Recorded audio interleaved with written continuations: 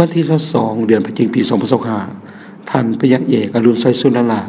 เลขาคณะบริการพรรคแขวงจำปาสักพร้อมคณะได้เยี่ยมยามโครงการดอกดาวเรืองของบริษัทกูอยู่ลาวบ้านลำตวดเมืองปากซองแขวงจำปาสักการเข้าเยี่ยมยามในครั้งนี้แม้นมีเป้าหมาย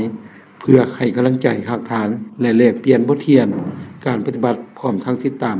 การพัฒนาขยายปฏิของพรรคและการค้าเกี่ยมการเฉลิมฉลองวันครบรอบ50 ปีแห่งวันศาสตร์ที่2ธันวาคม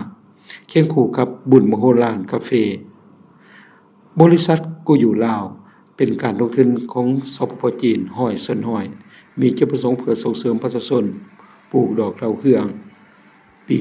2024บริษัทได้ขยายการผลิตครอบคลุม11หมู่บ้านห้อย31ครอบครัวรวม80เฮกตาร์และเก็บเกี่ยวได้ 1,400 ต้นผลิตภัณฑ์อบแห้งและอัดเป็นแคปซูลจำนวน54ต้นได้ออกส่งไปประเทศจีนในช่วงเดือนมังกร5เดือนกุมภาพันธ์ปี2025ทางโครงการเกษตรกรรมและสิ่งแวดล้อมเมือง